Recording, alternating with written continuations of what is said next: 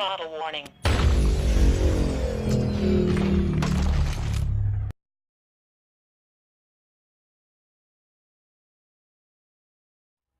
What's up, YouTube? You checking out the Frequent Flyer, and I'd like to welcome you guys back to my RC Chop Shop. Today we're going to build something crazy, and this is all I'm giving you. That the name of it is the Whirlie Bird 100. That's all you're getting. So let's get right in here and build this thing. I'm kind of excited about how it's going to turn out.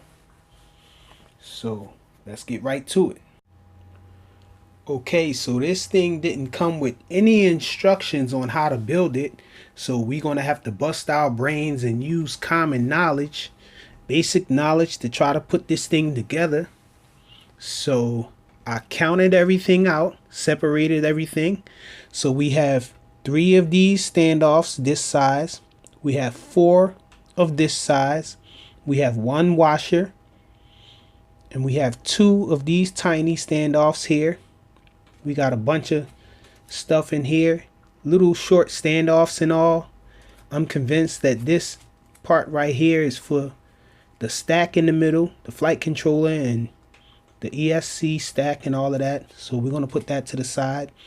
These screws here, I'm convinced that these are for the props. So we're going to sit that to the side. And so we got 2 screws of this length. They're the longest screws. We have 8 of these here, this size, which is the smallest. The mid-size screws, we have 4. We have 2 of these side plates here. We have 1 of these here. And we have 2 of these pieces here. But anyhow, we're going to take these.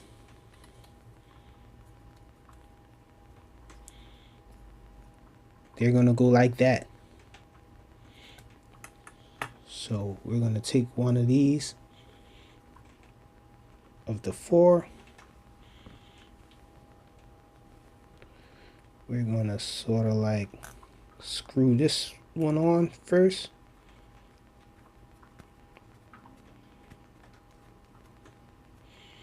Like that. Then we're going to get this in between here. Like that. Then we're going to get this one up in there like that. Then we're going to get another one of these screws and screw it in here.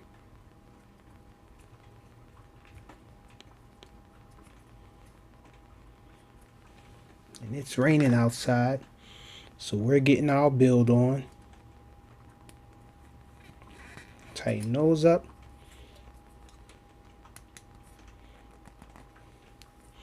So there we go. That's a hint for you guys. What it's going to look like. So we got that. Okay, so next we're going to take this part here, and we're going to take one of the longest screws, put it through here. We're going to take one of these small washers here, put that through here, screw that on there.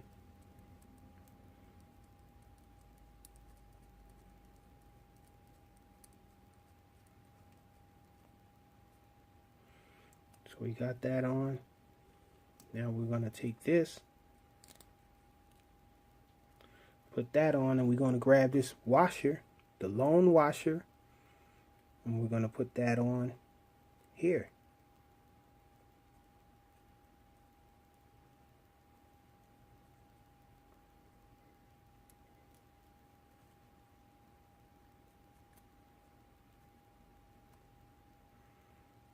Okay, so we got that. Check it out.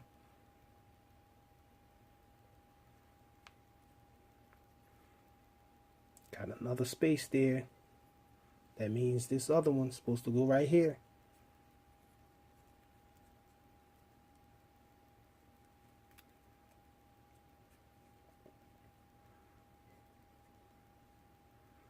don't have another washer, so we're going to use 2 of these little screws here. Let's see, I can get one on this end.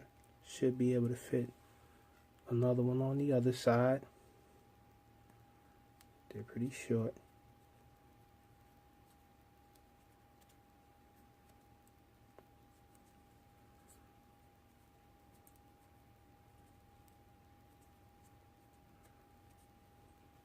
Nope, this one isn't going in. Let's try another one.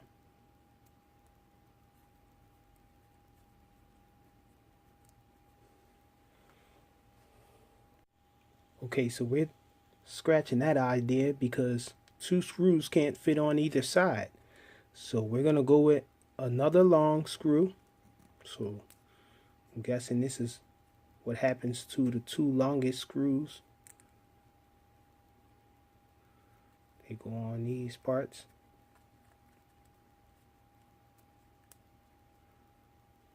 There, so this screw is going to go all the way through. And I guess this is going to screw into one of the standoffs. So let's get started on that part. We're going to put a standoff right here, the 3. Tighten that up on there. Then, let's see. My guess is this is going to go up in here. 2 little slits there for those to notch up in there.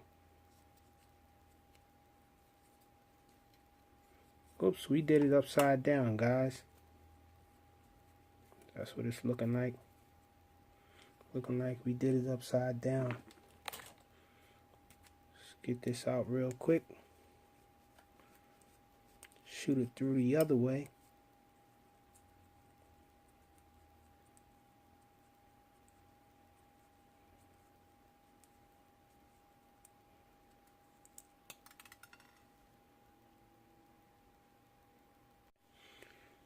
Okay, we turned the light off. We're gonna do the same thing. Take that screw through, put this short standoff on here.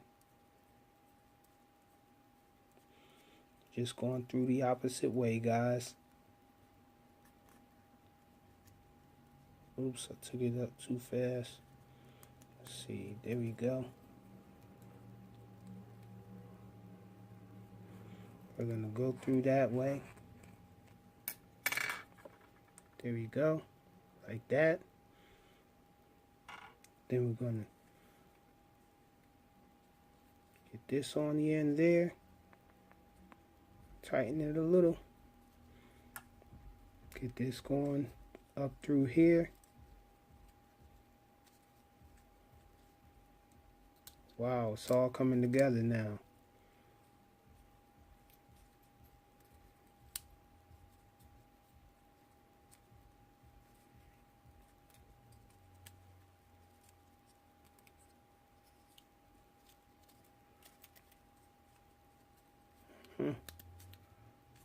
Hard to get these notched in there.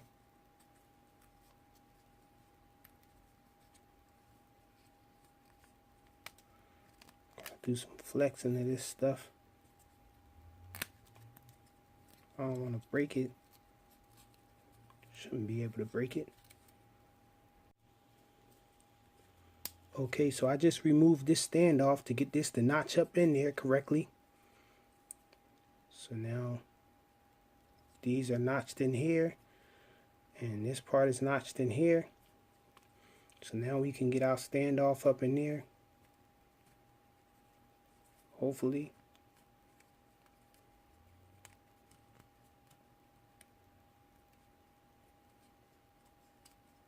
Come on, standoff. Get on up in there. Oh, we turning the wrong way. So turning this way. There we go. So we got that in. It's coming together, guys. The Whirlie Bird 100. Okay, I'm starting to see the vision now. So these two standoffs here.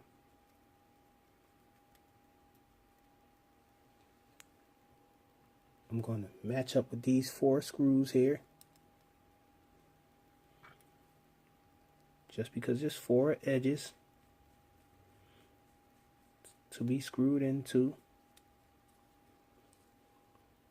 We're going to match them up with those 2 right here.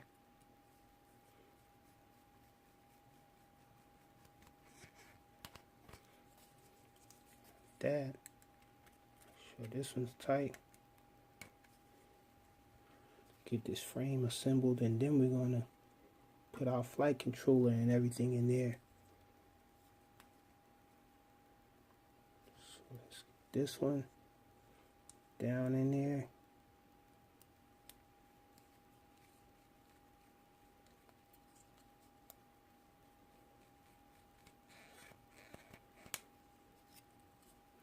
My light died on us.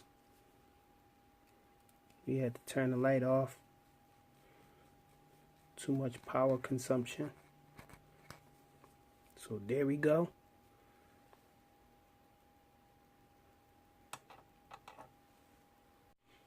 Okay, next we're going to get these things rocking on here on the side. So we're going to use one of these standoffs in the middle. Right there. To catch the screw.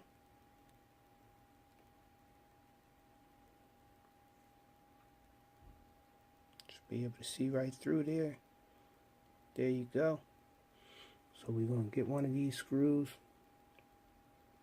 Run it through all of this, right inside there. There we go. Same for the other side.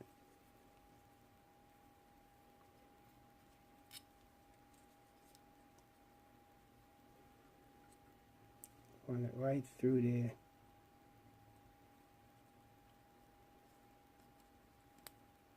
There we go.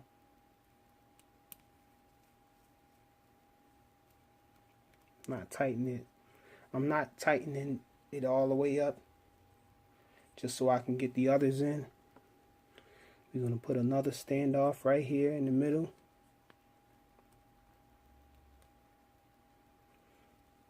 And run these 2 screws right through here.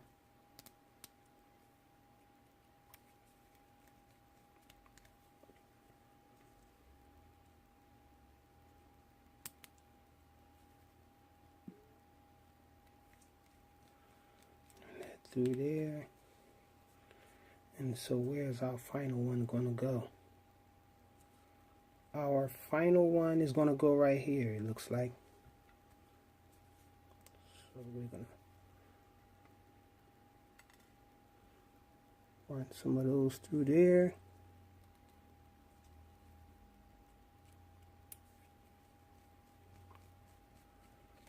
And we're left with an extra screw. And we thought we weren't going to have enough.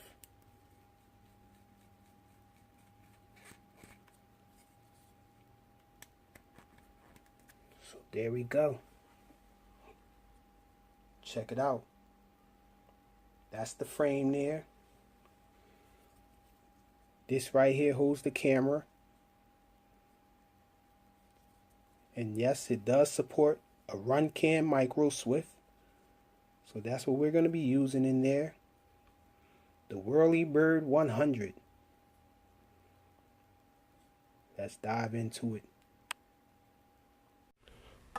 Okay, so a few things to note here. Let me grab my screwdriver for a pointing tool. Now, I had to take apart the 2 parts here. I had to remove the little tiny standoffs here and here, in order for me to be able to mount the motors onto this, because the screws have to go in that way, and they have to be tightened in from under here and through there. So this, removing these two little standoffs gives it just enough give to get this screwdriver down in there and, you know, fasten those screws there. So that's one thing. And another thing, I wanted to let you guys know that I'm using the parts, all of the innards from my Full Speed Fighter 130. So I have everything right there. So this way, the only thing I have to do is just cut these wires here. These three wires, the black wire, the red wire, and the yellow wire. I'm going to cut those, and I'm going to cut my wire to my run cam micro swift, same colors. So that way, that'll make it easy. I just match the colors up to the colors, and everything will be ready to go. This is a run cam swift 2, so I think I'm going to have to turn off some of the OSD features of it. Another thing to note for you guys about the Fighter 130 frame. The reason I'm doing this is because my Fighter 130, I had an accident. I crashed it. I crashed this thing on the concrete, and one time too many, I guess, and this arm right here snapped. So this arm broke, but I put some epoxy on here, and this arm is really strong now. So it's almost as tight as new, I guess. It feels tight as new. But I decided to use these parts anyway. Another reason is because you need some extra long motor wires to go from here all the way down to here where the stack is going to be. And so hopefully the Leader 130 here, well, I'm sorry, the Fighter 130, hopefully the Fighter 130 has motor wires long enough to reach from there to there. One more thing.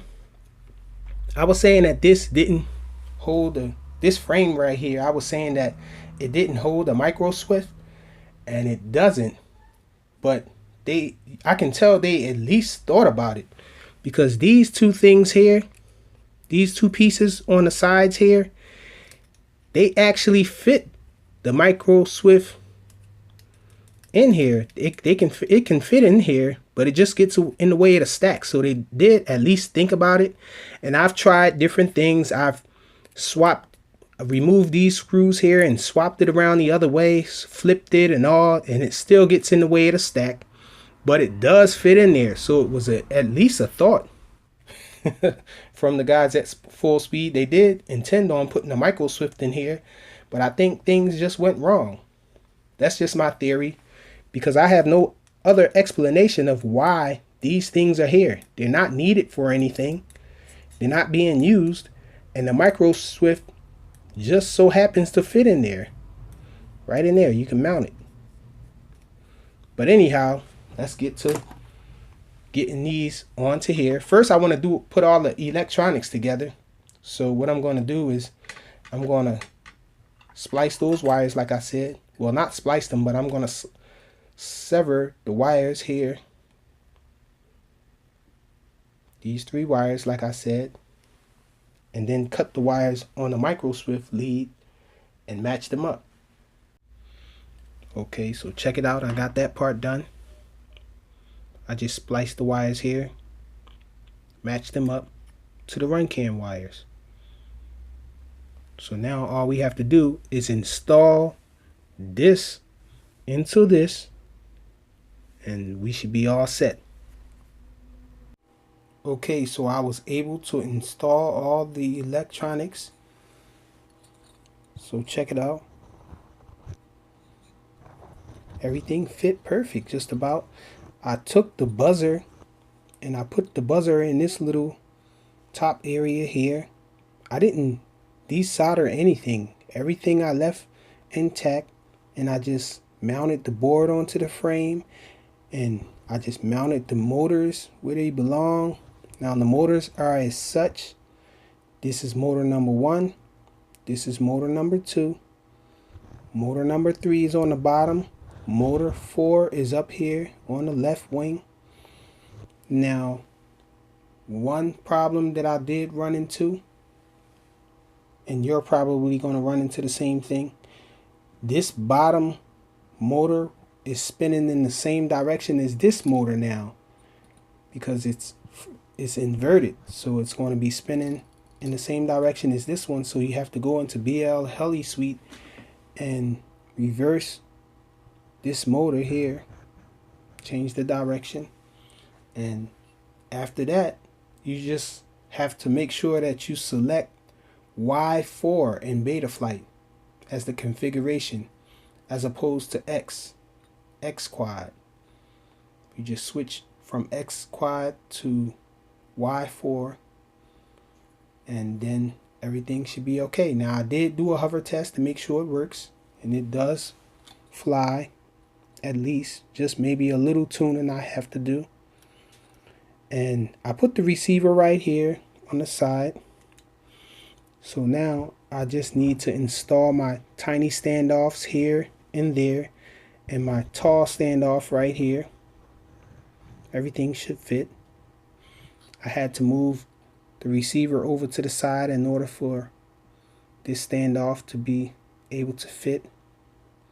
And so I might zip tie this to keep it in place. And what else might I do? I might put some electrical tape on the motor wires here on the arms.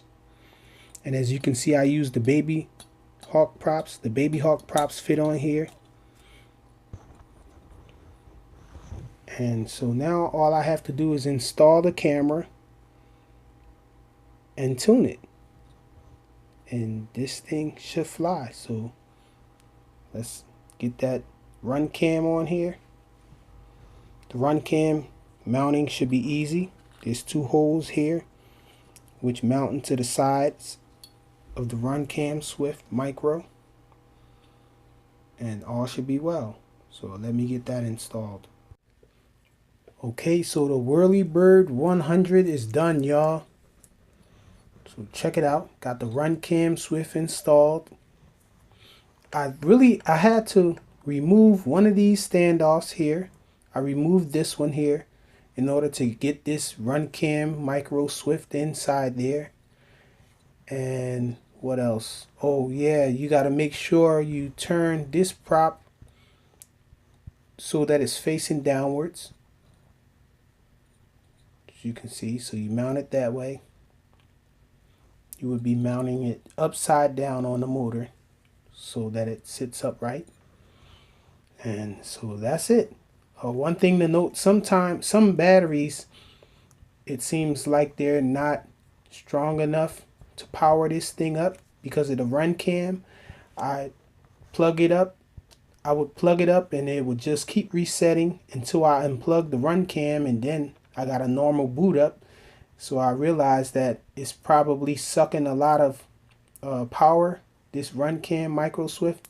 And so 2S batteries have to be really powerful with a high C rating in order to power this thing.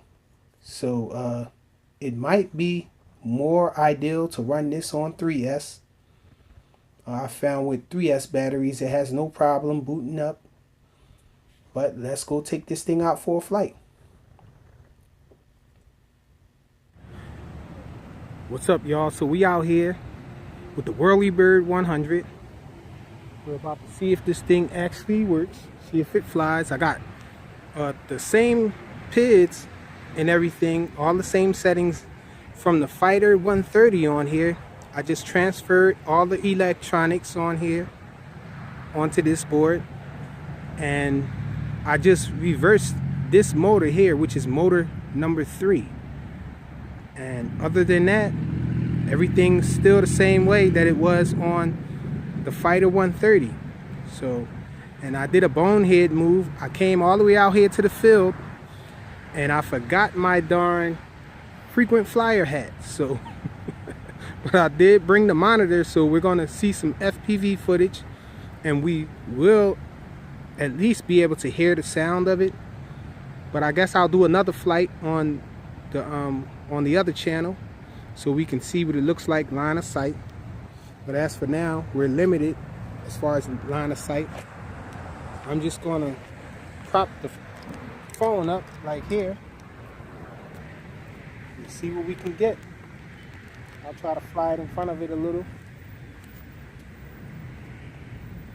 And we'll try to get some FPV footage for sure. Hopefully the machine monitor acts normal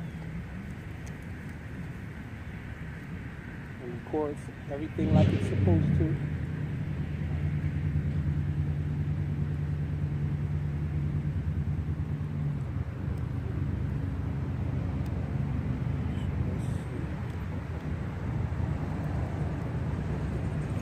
First off, we're going to start off with this Gearbest 600 milliamp hour 2S battery.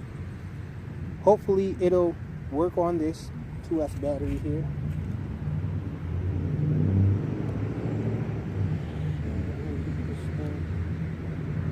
Fired up.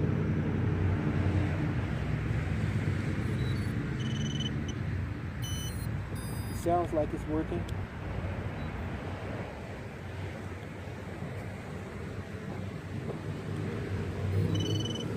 Oh, it's resetting now. And that's what it does usually if the battery doesn't seem like it's powering it enough. I'm just gonna switch to this Nanotech 3S battery here. And we'll see how this one works, see how it reacts to this one.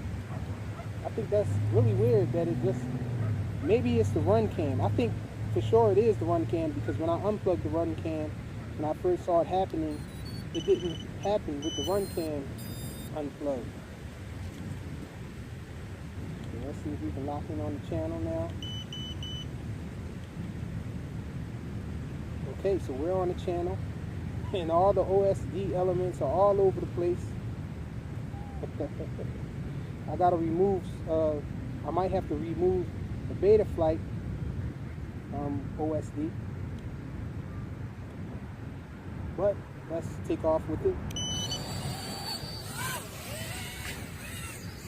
So it is at least in the air. The accelerometer is acting funny, I guess because of the way that I took off with it. It wasn't really level, but now we're in acro mode, so it's flying actually. Let's try a quick punch out. Hopefully the cameras can pick it up here. Wow, so nice punch out. But we're getting a lot of the buzzing. So let's do some FPV with it though. Man, this battery is dead. This battery isn't even up. It's really floaty. I had to cut throttle almost all the way in order to get back down. Trying to bring it back over to me because I really don't want to land it.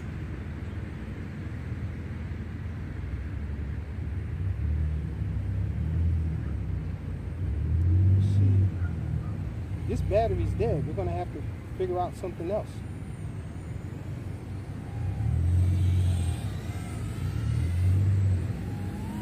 Back line of sight with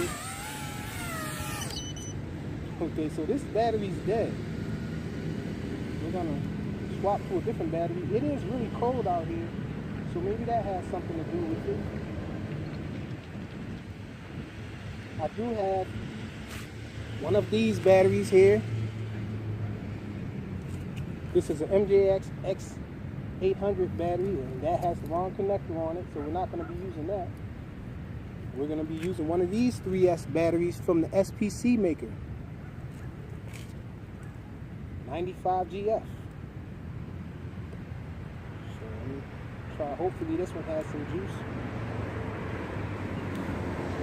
Man, it was real floaty.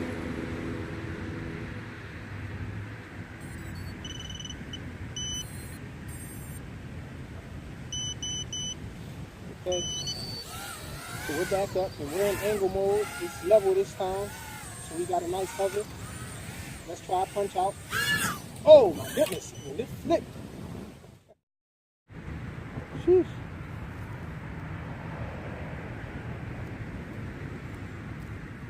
Guess we're stuck with this battery from the SBC maker and the nanotech. Let's try this battery again.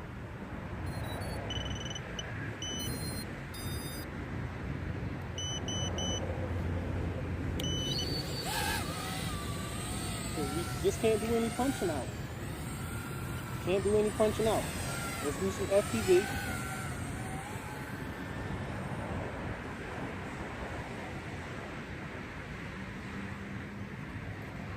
So it does fly. Getting a lot of the buzzer now. Oh, this battery is at 10.8 volts. It's really draining this battery. I imagine if we do a flip, it's probably going to fall. Let's try a flip.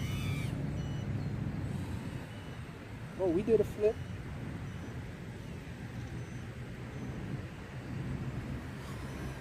Battery's getting critically low though. Now, I think that's the code that made my batteries go down like this. Because I did just charge these batteries. They were freshly charged. And the phone just fell. So at least we know it flies. So I'm going to land it. And we're just going to check out the flight. Once I get it back to some fresh batteries.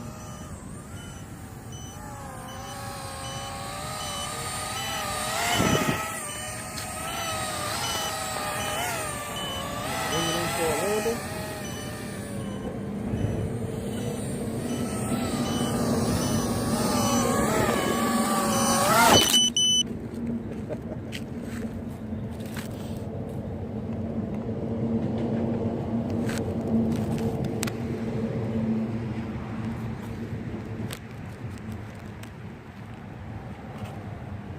And so that's it for the maiden flight of the Whirlie Bird 100. I guess we'll be able to see this thing a little more on the other channel once I get a fresh battery. But it seems like a success. Thanks for watching.